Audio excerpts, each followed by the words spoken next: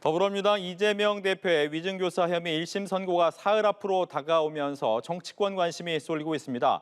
이 대표는 사법부의 감사와 존중을 전하며 믿는다라는 입장을 밝혔습니다. 국민의힘은 내일 예정된 야당의 장외 집회를 두고 여론몰이 선동이라고 강하게 비판했습니다. 관련 내용을 포함한 정치권 이슈들 윤희석 국민의힘 대변인, 서영주 전 더불어민주당 상근 부대변인과 이야기 나눠보겠습니다. 안녕하십니까? 네, 어서 오십시오. 네, 위증교사 1심 선고가 사흘 앞으로 다가온 가운데 이재명 대표가 사법부를 믿는다라고 했습니다. 이 대표는 판결에 대해 비판할 수 있지만 사법부 전체를 싸잡아 비난하는 일은 바람직하지 않다라고 했는데요. 특히 자신의 과거 무죄 판결, 또 구속영장 기각 사례 등을 거론하면서 사법부의 감사와 존중을 전하기도 했습니다. 먼저 민주당 이 부분은 어떤 건가요? 일단 두 가지 측면이 있는 것 같습니다. 네. 기본적으로 사법부의 이 판결을 존중하는 거 여야 막론하고 대한민국의 법치주의 인정하는 국민이라면 당연한 거 아니겠습니까? 예를 들어 이제 그동안 오해가 있었던 것은 판결문에 대해서는 비판을 할 수 있으나 판결한 재판부를 비난하는 것을 좀 구분하는 게 낫겠다.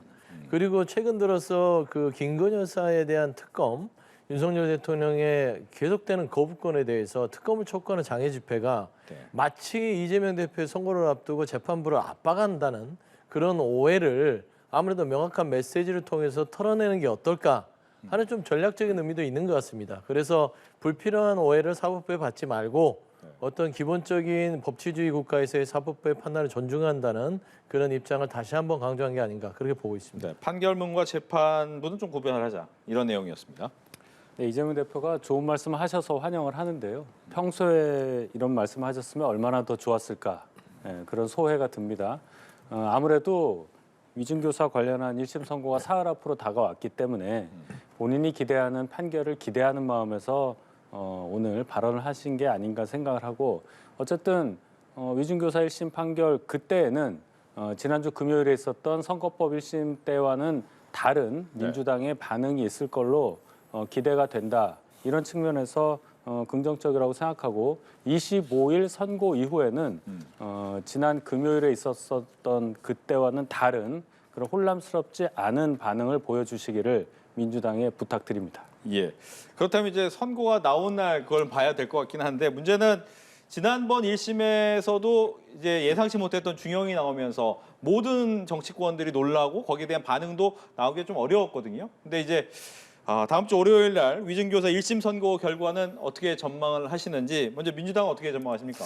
일단 1심 선고의 전망, 이게 이제 불과 공직선거법 1심 이후에 얼마 되지 않아서 또 열리지 않습니까? 네. 거의 한 10일 만인데 1심 공직선거법을 돌이켜보면 의외였단 말입니다. 이게 물론 이게 유죄냐 무죄냐를 따졌을 때는 기억 영역에서 무죄의 공산도 크고 만에 하나 조금 더 유죄를 인정한다 하더라도 100만 원 미만이 한 80만 원의 어떤 선고가 나오지 않을까 기대를 했었는데 이게 1년에 2개월이라는 중형이 나왔어요. 네. 그게 재판인 것입니다. 그러니까 내일 모레 있을 3일 뒤에 있을 위증교사에 대한 재판 자체도 우리는 반대로 얘기하면은 이 재판은 뭔가 조금 더 중형이 예상되는 거 아니겠냐라고 기대치를 계속 품어왔어요. 그러나 재판부가 예를 들어 검찰이 주장하는 유죄에 대한 기소의 의견보다는 이재명 대표와 이 여러 민주당에 지지하는 그 지지층이 보내는 무죄에 대한 어떤 시각들에 대한 논거를 재판부가 받아들인다면 무죄 결과가 나올 수도 있다. 왜냐하면 첫 1심 공선법도 의회 결과이듯이 위증교사의 부분도 의회 결과가 나올 수 있기 때문에 저는 재판부의 판단을 끝까지 지켜보는 것들이 조금 맞다. 그렇게 보이고 예측이 불가하다. 그래 보입니다. 국민의힘은 어떻습니까? 네, 지난번 선거법 1심 판결에서는 쟁점되는 부분이 좀 있었죠. 몰랐다는 것을 처벌할 수 있느냐, 뭐 이런 식의 얘기가 많았는데 이번 위증교사 판결과 관련해서는 특별히 이 논쟁을 삼을 만한 부분이 없다. 그리고 위증을 했다는 분이 스스로 본인의 범행을 자백하고 있는 상황, 그리고 위증교사와 관련된 이재명 대표의 그 위증범과의 대화, 녹취가 이미 공개가 돼 있는 상황, 이런 것을 여러 가지 종합을 해볼 때 일반적인 분석이 아마 맞을 거다. 즉 가장 간단하게 그렇게 오래 끌지 않을 만한 그런 사건이기 때문에 검찰 구형량과 뭐 거의 비슷한 형이 선고되지 않을까 이런 예상을 하게 됩니다. 결국은 재판부의 결정이 뭐 당연히 가장 최종 결정이겠죠. 그러나 예상컨대 이번 위증교사 1심이 이재명 대표가 맞닥뜨리고 있는 5개 재판 중에서 가장 징역형 선고 가능성이 높은 그런 재판이라는 점을 볼 때 이번에도 좀 무거운 형을 저희 당에서는 예상을 하고 있습니다. 예. 이런 가운데 이제 이번 주말입니다. 김건희 여사 특검법, 검사 탄핵, 또 해병대원 순직 사건 국정조사 추진 등과 함께 장외 집회를 준비하고 있는데 민주당이 이번 장외 집회는 좀 다르게 한다. 예를 들면 색깔 있는 옷이라든가 기능 들지 않는다 이런 얘기가 나오더라고요. 어떤 얘기입니까? 그러니까 요새 날이 좀 추워졌지 않습니까? 그리고 상당히 뭐 여러 가지로 국민의힘 쪽에서 공격하는 게 마치 뭐 민주당에서 다 나가서 이재명 대표의 선거를 앞두고 방탄을 한다. 그러니까 이번 주말 집회도 이게 좀 우연일지 모르지만 25일 위증교사 선고를 앞두고 또 집회예요.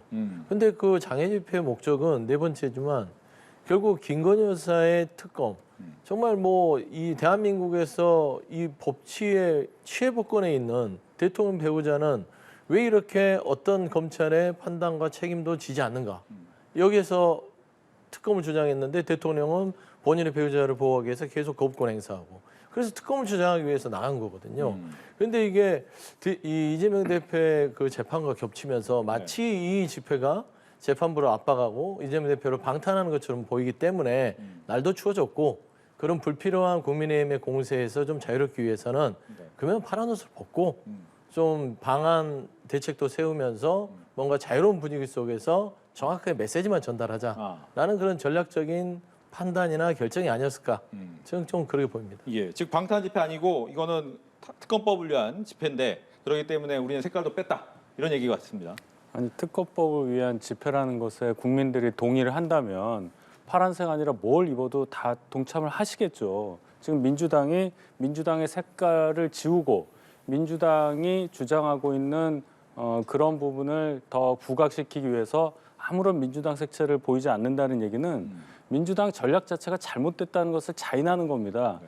즉 이 장외 집회라는 것이 국민들에게 환영받지 못하는 상황이라는 걸 그냥 인정하는 거예요. 오히려 국민들께서 이 민주당의 장외 집회에 동의를 한다면 더 민주당의 색채를 드러내야 하는 것이 전략적 판단 아니겠습니까? 그래야 민주당이 국민들로부터 지지를 받고 있다는 것을 다른 국민들에게 더 과시할 수 있는 상황이 되니까요. 결론은 민주당에서 민주당 어떤 이 전략을 짜시는 분이 민주당의 색깔 파란색 드러내지 말자라고 하는 것은 너무나 장외 집회가 흥행이 안 되다 보니 그거라도 빼자. 그래야 국민들한테 좀 뭔가 어필할 수 있지 않을까? 이런 생각을 하신 걸로 보이는데 선호가 뒤바뀐 얘기다. 장외 집회 자체에 대한 국민적 동의가 없는데 무슨 색깔을 빼고 한다는 것이 무슨 의미가 있겠느냐 이런 지적을 해봅니다. 장외 집회에 대한 국민적 동의가 없다. 이 부분. 그래 이제 뭐 국민의힘은 당연히 동의가 있어도 없고 없어도 없고 그렇게 얘기하지 않겠습니까? 장외 집회에서 김건희 여사의 특검을 요구하고 이 추이의 야당이 나가서 정말 특검을 하면 미안한 마음을 가져야 되지 않겠어요? 대통령 거부권에서 그만하십시오. 집권 여당이 하면서 우리는 야당 민주당과 이 원내에서 협치를 해야 되고 민생을 살려야 됩니다. 그러니까 대통령께서 본인의 배우자를 위해서 지나친 권한을 남용하고 있습니다. 그런 오해를 받지 않기 위해서는 이제 그만 거부권 남용을 멈춰달라. 이렇게 얘기해도 부족할 판에 이게 어떤 국민적인 동의가 있냐 없냐라는 비판은 조금 과신 것 같고요. 저는 그렇습니다. 국민들이 동의를 해주든 안 해주든 간에 지금 전체적으로 김건희 여사의 특검법을 대통령이 거부하는 것을 국민들은 맞득지 않은 눈으로 바라보고 있습니다. 그걸 대신해서 정치적인 세력인 민주당이 나가서 대신 외쳐주는 것이고 곧 이어서 이게 더 골이 깊어진다면 국민들이 동참할 수 있는 마중물을 깔아놓을 게 이게 바로 야당이 해야 될 일 아니겠습니까? 그래서 저희는 추위에도 불구하고 민주당이 나가서 장애투쟁을 할 수밖에 없는 참 좀 안타까운 현실이다. 좀 그런 말씀을 드립니다. 알겠습니다. 안타깝게 좀 봐달라고 하시는데. 뭐 장외 집회 하실 수는 있는데요. 지금 민주당 상황이 국회 170석을 갖고 있잖아요. 그러면 충분히 국회 안에서 할 수 있는 뭔가 능력을 펼칠 수 있는 장이 마련되어 있는데 예. 왜 소수 야당인 것처럼 밖에 나와서 저러냐 하는 비난은 아마 피하기 어려울 것 같습니다. 예. 이 와중에 이제 예산안 가지고도 첨예하게 대립하고 있잖아요. 특히나 이 검찰과 경찰에 관련된 예산을 대폭 삭감했다라는 걸 가지고 국민의힘 엄청나게 또 비판을 하고 있는데 이 부분 먼저 얘기 들어보겠습니다. 우리나라 예산 편성 제도상 국회에서는 예산을 삭감을 할 수 있고 증액을 못하게 돼 있잖아요. 네. 증액은 이제 정부에서 하는 건데 방법이 없으니까 뭐 경찰, 검찰, 뭐 대통령실, 뭐 특활비 이런 것을 민주당에서 수적 우위를 등에 업고 삭감을 함으로써 자꾸 압박을 하는 거죠.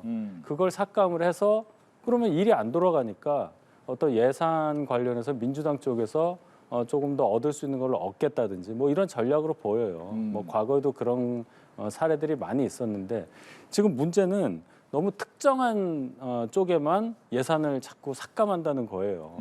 검찰에 대해서 이재명 대표 재판이 지속되니까 자꾸만 정치 검찰에 의한 조작 기소다 이런 주장을 하면서 검찰을 압박하면서 예산을 가지고 또 이렇게 얘기를 하고 오히려 또 법원에는 예산을 막 더 예산 관련해서는 전혀 뭔가 브레이크를 걸지 않고 뭐 이런 이중적인 모습을 보여주니 저희 당 입장에서는 정략적으로 예산이라는 것을 이용하지 말아라 이런 항의를 하는 겁니다. 네. 국민들께서도 이 상황에 대해서 충분히 이해하시리라고 저는 생각합니다. 예, 예산 삭감으로 이제 압박하는 거 아니냐? 그게 입법부의 존재 이유입니다. 그러니까 삭감의 권한을 가지고 정부가 국민의 혈세인 세금을 허투루 쓰지 않도록 예산에 대한 심의권을 갖고 얘기를 하는 것인데 그 권한을 잠자게 놔두게 하는 것도 입법부가 할 일은 아니죠. 저는 참 그 김상훈 국민의힘 정책위 의장이 안타까운 게 입법부에 자존심이 없는가 싶어요. 그러니까 그 무차별 삭감을 하는 것은 옳지 않죠. 그러니까 정부 예산 편성해서 내년에 어떻게 쓸 겁니다라고 가져오면 정말 이 결산 심사를 통해서 제대로 썼는지를 한번 살펴보고 그다음 내년도 예산이 제대로 편성이 되는지를 보고 심의해서 해주는 게 좋죠. 근데 다만 최근에 검찰과 경찰의 이 예산 부분, 특히 특수활동비 같은 부분들 있지 않습니까? 여기에 대해서 국회에서 자료를 제출을 요구했는데 자료 제출을 처음에 하지 않고 버텼어요. 그런데 예산 심의 과정에서 전액 삭감이었다고 하니까 갑자기 없던 자료가 나옵니다. 이게 과연 공무원의 부처의 기관으로서 할 일인가? 그런 차원에서는 이거는 국민이 부여한 국회 예산 심의 삭감권을 통해서 정부가 함부로 세금에 대해서 투명하지 않게 쓰는 것들에 대한 어떤 기강을 바로 세울 필요가 있다라는 차원에서는 필요한 조치지 않을까 보는데요. 일단은 아직은 예산이 최종 확정되지 않은 상황이기 때문에 네. 이 부분은 경찰과 검찰이 이 예산에 대한 대안, 그다음에 어떤 나중에 이 부분에 대해서는 향후에 이런 조치를 하겠다라는 보완책을 가져오면 조정도 가능하지 않을까 그렇게 보입니다. 알겠습니다. 이재명 대표와 검찰 양측이 공직선거법 위반 사건 1심 판결에 대해서 모두 항소를 했습니다. 여기에 대한 여론조사 결과가 하나 나왔더라고요. 그거 한번 보겠습니다. 한국갤럽이 지난 19일부터 21일 전국 만 18살 이상의 유권자 1,001명을 대상으로 조사했는데 유죄 판결이 정당하다가 43%, 부당하다가 42%, 거의 뭐 비슷하다라고 봐야 될 것 같은데요. 여기에 대한 얘기를 먼저 듣겠습니다. 네, 이런 질문이 나오면은 거의 대부분 이 정치적인 입장에 따라서 의견이 갈리는 걸로 봐야 됩니다. 네. 그런데도 불구하고 정치적 입장이 반영됐다고 하는데도 이 판결이 정당하다는 의견이 부당하다는 의견보다 많다는 것은 민주당에서 좀 잘 곱씹어봐야 할 부분이 아닌가. 판결은 판결대로 당연히 존중이 돼야 되니까 여론조사 뭐 여론의 흐름과는 뭐 관련이 없다고 저는 보지만 이것을 네. 바라보는 국민적 시각 또한 이재명 대표에 대한 이 단죄 성격의 1심 판결이 부당하지 않다라고 느끼고 있다. 재판 4개가 더 있습니다. 25일 날 다른 걸 또 하죠. 그래서 결론적으로는 이재명 대표가 주장하는 이 사법 리스크 관련한 검찰의 무리한 기소라는 주장 자체가 무력화되고 있는 과정에 있다. 네. 이 부분을 민주당에서 잘 짚어야 한다고 저는 봅니다. 예.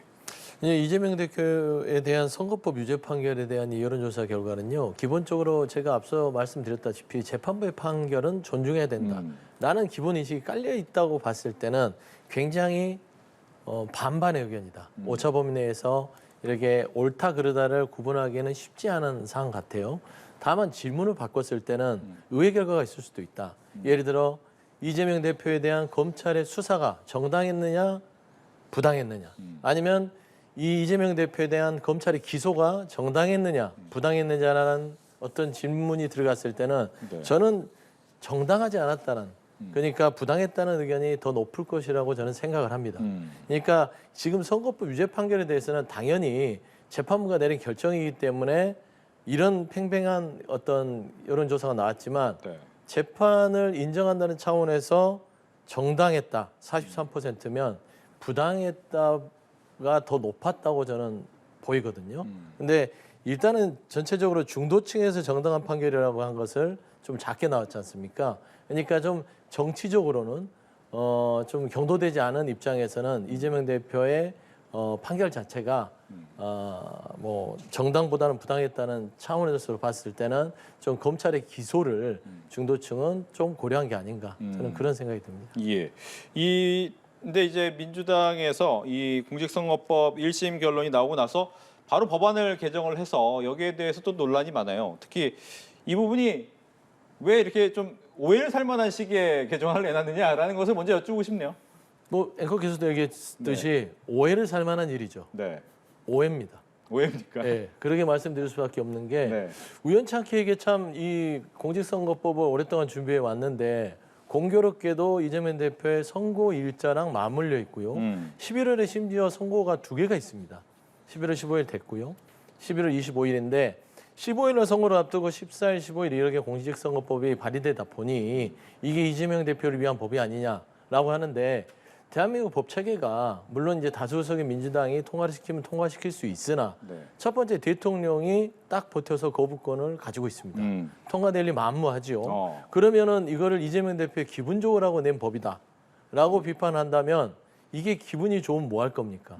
이 법에 대해서 이런 오해를 받으면 국민들이나 우리 지지층도 마찬가지지만 전체적으로 중도층에서 여기에 대해서 민주당이 잘했다고 하겠습니까? 아니잖아요. 그러니까 오해라는 건 좋은 오해가 아니라 나쁜 오해이기 때문에 네. 이거는 순전히 어떤 해프닝성 법안 발의일 공산이 크기 때문에 이 부분은 지도부나 민주당에서 정확하게 국민들한테 오해가 없는 설명이 필요하지 않을까. 저는 그렇게 생각합니다. 오해면서 어차피 대통령 거부권으로 되지도 않기 때문에 더더욱 큰 오해다라고 얘기를 하셨네요. 그럼 민주당 내에서 더 전략적으로 세심하게 판단을 내려야 했었죠. 아무리 이게 우연이라고 하더라도 또 오해라고 하더라도 누가 봐도 이 부분에 대해서는 문제 삼을 수 있는 여지가 많지 않겠습니까? 다른 것도 아니고 허위사실 유포죄를 공직선거법에서 뺀다. 이 법이 시행됐을 경우에 그렇게 되면은 이재명 대표가 지난주 금요일에 선고받았던 1심 판결에 대해서는 면소가 될 텐데 이거를 내면서 이거는 우연이다라고 얘기하면 누가 그걸 믿겠습니까? 뭐 진짜로 우연이라고 하더라도 전략적으로 당연히 이거는 나중에 이재명 대표와 관계없는 상황에서 내는 게 맞다고 봐야 되는 거잖아요. 따라서 민주당이 제가 판단할 때는 이재명 대표가 가진 이 사법 리스크 때문에 당 전체의 전략적 판단이 계속 흔들린다. 그러니까 민주당이 이재명이 아니라 이재명의 민주당이 되면서 자꾸만 거대 제1당으로서의 모습을 잃고 있다. 이것은 대단히 불행한 일이라고 저는 지적하고 싶습니다. 네. 이제 좀 이슈를 바꿔서 용산 이야기 해보겠습니다. 윤석열 대통령이 임기 후반 국정 운영 목표를 좀 정하면서 특히나 이제 민생 경제 활력을 좀 불어넣겠다 이런 얘기를 했어요. 그동안 이제 예산을 대해서 좀 빡빡하게 더 이상 늘리지 않는 예산이 중요하다라는 것을 갖고 왔는데 이번에는 추경도 배제하지 않는다라고 얘기를 나왔단 말이죠. 물론 상반기는 아니다라고 선은 긋긴 했지만 추경까지 얘기 나온 이유는 어디 있습니까?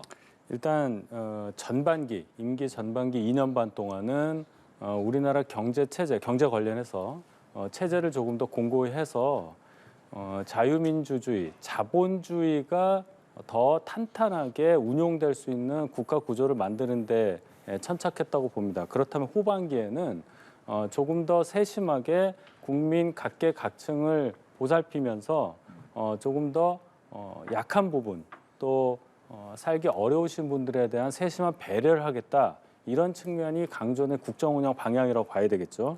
추경 얘기하셨는데 추경을 상반기에 하지는 않겠다는 뜻은 정해진 예산안 그대로 운용을 하다가 그것이 모자랄 경우에 하겠다는 뜻이잖아요. 추경이라는 것은. 그러니까 상반기에 있기는 어렵겠죠. 예, 뭐 돌발 상황이 있지 않는 한 기본적인 그 예산에 대한 어떤 준칙에 관련한 원칙을 설명한 것으로 저는 보고 어쨌든 더 이 적극적인 재정 운용을 통해서 국정 운영 방향이 조금 더 달라질 수 있다. 이런 기대를 할 수 있는 그러한 정부의 입장이라고 저는 평가하고 싶습니다. 예.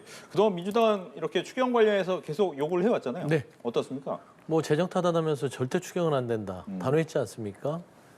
근데 지금 뭐 이제 한 해를 마무리하면서 뭔가 임기 절반 그리고 새로운 시작을 하겠다는 입장에서 민생 얘기와 추경 얘기를 하는데요. 이게 그 속된 말로 놀부심보 같은 거예요. 야당이 주장했을 때 그 부분에 대해서 같이 검토하고 추경이 필요하다면 좀 하고 가면서 어떤 민생에 대한 어떤 적극적인 의지를 보이지는 않고 갑자기 생뚱맞게 무슨 추경을 하겠다고 하는 거 보고 전 놀랬고요. 두 번째 말씀드리면 민생 얘기 하신 거 잘했어요. 새로운 중산층 시대 여는 거 잘했어요. 말로만 하잖아요. 민생 얘기한 지가 몇 년 됐습니까? 2년 반이 지났는데 민생이 좋아졌습니까? 국민들 돌보지 않겠다고 약속 안 한 적 있습니까? 그래서 삶이 좋아졌습니까? 아니잖아요. 끊임없이 민생에 대해서 말은 해놓고 그 어떤 것도 고물가, 고금리, 고환율에 대해서 대책도 없고 거기에 대한 어떤 뚜렷하게 국민들한테 돌려주는 어떤 뭐 지원책이나 복지책도 없고 심지어는 지금 현재 공정과 상식까지도 다 잃어버린 마당에 국민들은 메신저인 대통령을 지금 믿지 않고 있어요.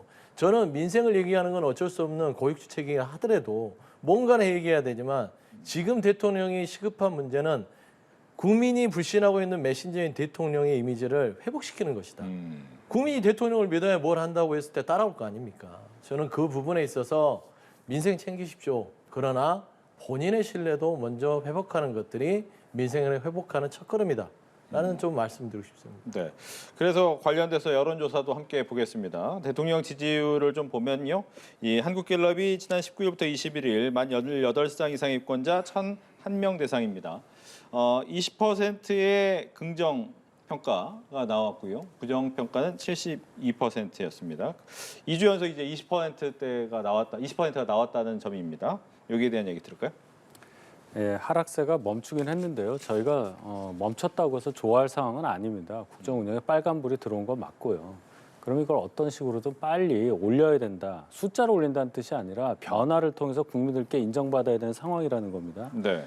지금 대두되고 있는 것이 경제 문제 그리고 대통령의 어떤 신뢰 두 가지를 지금 지적을 하셨는데 경제 문제 관련해서 더 적극적인 재정 운용을 통해서 그동안 재정 운영에 대해서 좀 빡빡하게 운영했었던 것을 좀 풀겠다. 그래서 좀 양극화에 대해서 적극적으로 대응하겠다. 거기에 대해서 국민들께서 인정을 하시리라. 아마 그런 조치가 있을 거라고 보고 인위적인 인사 조치는 안 한다. 이런 원칙에서도 벗어나는 모양새로 보입니다. 곧 내각이라든지 용산 대통령실에 대한 개편이 예정돼 있기 때문에 네. 그 부분이 있고 난 후에도 국민들께서 또 평가를 어떻게 하실지 지켜봐야 되겠지만 어느 정도 국민들께 이 국정 운영에 대해서 믿음을 드릴 수 있는 그러한 상황이 오게 될 것이라고 저는 봅니다. 예, 지지율 20%. 네. 지지율 20%면 하락세가 멈췄다고 하는 것이죠. 그러니까 멈췄다는 것은 국민들이 지켜보겠다는 겁니다. 지켜보겠다는 것은 이 20%의 이 멈춤세에서 윤석열 대통령이 어떤 결단을 하느냐인데 개각이나 인적 쇄신을 한다고 하면서 그냥 돌려막기식 개각이라든지 눈 가리고 아웅하는 그런 쇄신하는 척하는 것 갖고는 안 된다는 것이죠. 그리고 이 갤럽에서 말하는 것은 아직도 부정평가가 김건희 여사의 문제가 14%예요. 하락하긴 했으나 여전히 김건희 여사의 문제가 지난 7일 날 사과로 안 털어졌다는 것입니다.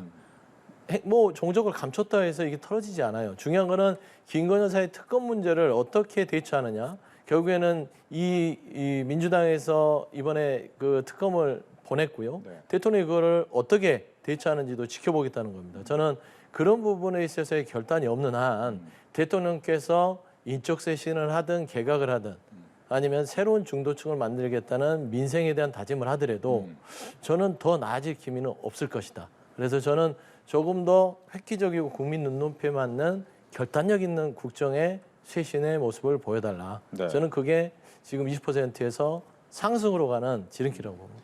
뭐 인적 쇄신이 여러 가지가 있을 수 있습니다. 대통령실의 인적 쇄신이 있고 내각의 인적 쇄신이 있는데 물론 내각이 어느 정도 시간이 되면 진행이 되겠지만 많은 분들이 궁금해하는 것은 인적 쇄신 중에서 대통령실 안에 있는 참모진들을 어떻게 끌고 갈 것이냐가 굉장히 중요한데 지금 2년 반 정도 지났잖아요. 나머지 2년 반은 어떤 사람들로 채워야 국정 운영에 좀 도움이 되겠습니까? 용산 대통령실 분위기에 압도되는 그래서 대통령께 시중에 어떤 여론이라든지 직언을 못한다 그런 지적들이 있고 오늘도 보면 그런 기사들이 좀 있더라고요.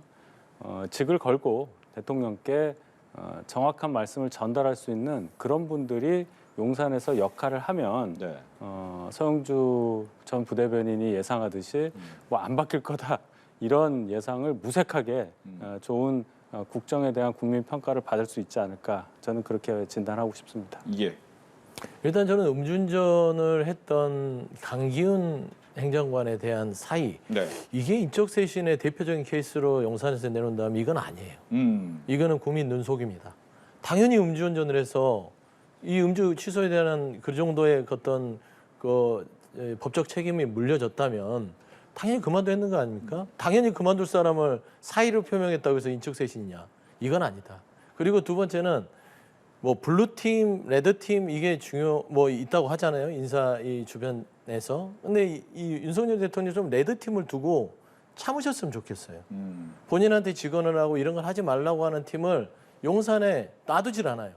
블루팀만 예스만 하는 팀이 아니라 핑크팀 같아요. 그냥 베리 나이스만 하고 있어요. 대통령이 하는 일은 좋은 일을 하든 나쁜 일을 하든 잘하고 계십니다. 이러다 보니까 이 말하자면 용산이나 이 국정 운영 자체가 국민들로부터 매우 저평가를 받는 거 아니겠습니까? 그래서 저는 인적 쇄신에 있어서는 용산의 김건희 여사 주변뿐만 아니라 대통령 주변의 인사들도 뭔가 좀 국민들의 눈높이를 전달할 수 있는 좀 참신한 인재들로 대폭 물갈이가 돼야만 국민들이 인정할 것이다. 저는 좀 그렇게 평가하고 싶습니다. 알겠습니다. 이렇게 해서 정치권 이슈 두 분과 함께 이야기 나눠봤습니다. 오늘 이야기 잘 들었습니다. 고맙습니다.